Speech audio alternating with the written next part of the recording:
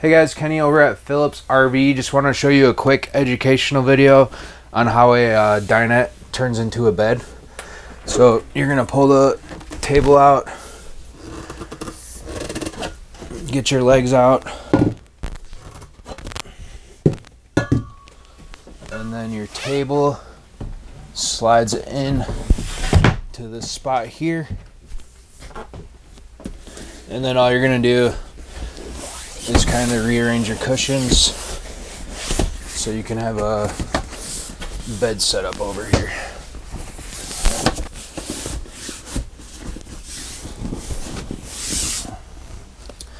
That is how you would set up your dinette to go into a bed. If you have any questions, get a hold of us. Thank you.